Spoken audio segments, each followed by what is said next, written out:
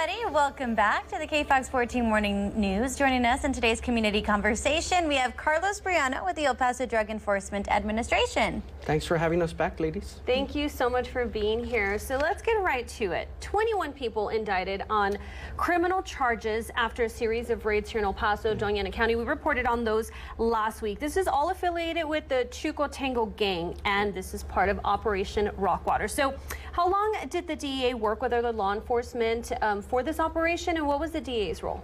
So we started this investigation, like you said, in conjunction with several agencies that assisted us, and it started last year, October of 2023, and over the investigation, we discovered that these gang members turned drug dealers were selling fentanyl, cocaine, methamphetamine, contraband from marijuana, weapons, and so of course we were going to be involved with local gang selling narcotics to our community, and so of course we were going to be a part of that.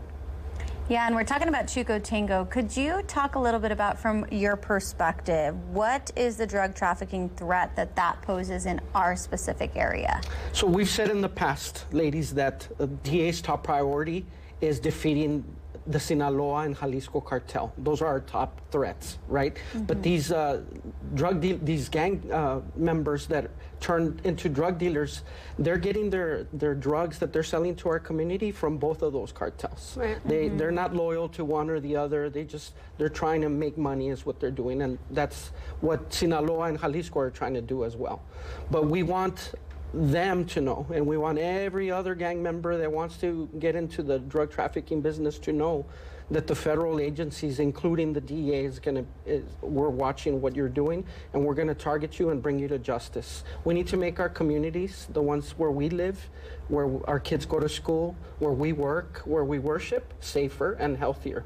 And if local gangs are gonna be involved in drug trafficking, the DEA is gonna bring them to justice. And I think that's where there's been a difference in gang crime, and we were talking about this earlier in the newscast. We've talked with the FBI and police, how that's what's different now, is now they're smuggling everything from humans to now drugs. Yeah, unfortunately, guns and drugs are, they go hand in hand. The crime and the drug trafficking go hand in hand. So we have a group in the Texas Anti-Gang Center. And because of that collaboration with multiple agencies that are part of that, it was easy for us to be involved in this case, Operation Rockwater.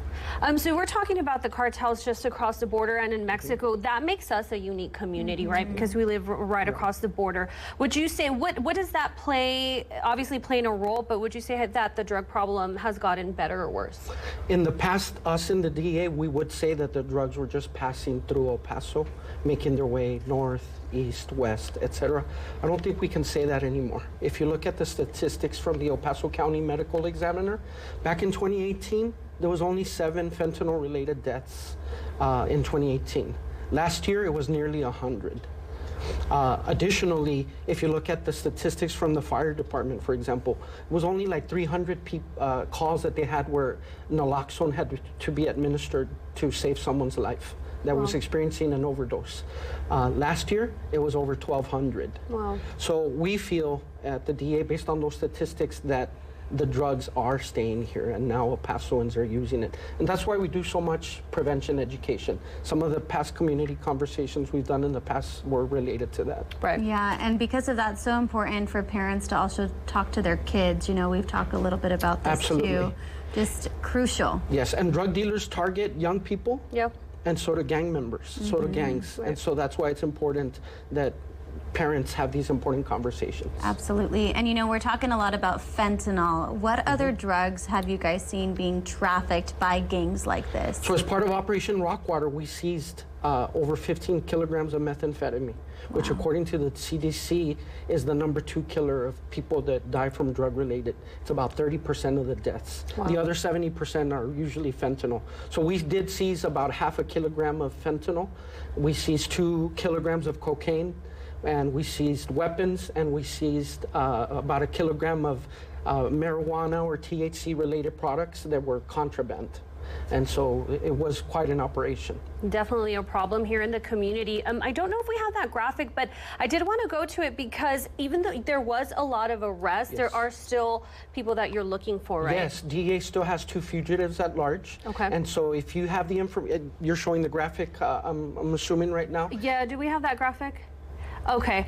Yeah, so it doesn't look like we have that graphic, but tell us briefly who you're still looking for. So we do have 2, we're looking for Belmont and we're looking for Blanco. Okay. And so you have those names. If anybody has any information regarding those 2 fugitives, we want you to let us know. You can call our main office, which is 915-832-6000, or if you prefer to remain anonymous, the best way to send the information is to go to da.gov.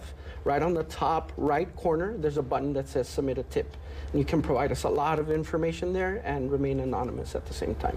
Yeah, and I'm sure that's something that you're obviously shifting through as well, right? So these anonymous tips, they very much are being read, they're being heard. Yes, they're very valuable. We have done tips in the past that that's the best method to send information anonymously through da.gov. The shortcut is actually /submit tip.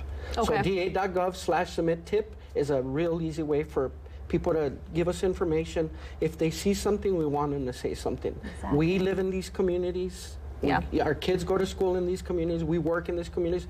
We want our communities to be safer and healthier. Absolutely, and we'll put all of that information on our website. And I know you can't give us specifics, but is there another operation? I'm assuming more operations like this planned in the future. So you were the media was quite aware of Operation Rockwater. Well, yeah, we did. We did have, this is the press release there, but this is actually a video of one of those raids that happened there. And as you can see, a multi-law enforcement. And I want to tell you that we don't call them raids. We call them warrant executions. They're federally, we got a warrant to go in, yes, because it needs to be clarified. So it's the execution of a federal search warrant or of a federal arrest warrant. So that's what we call them. I know you guys like to call them raids in the media, but you know, we're executing an arrest warrant or a federal search warrant when you see us out there, the federal agencies, of course.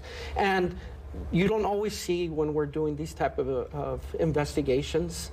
They take, as you saw, several months often, and they're not always as large scale as Operation Rockwater was, but we are doing these investigations every day, every week.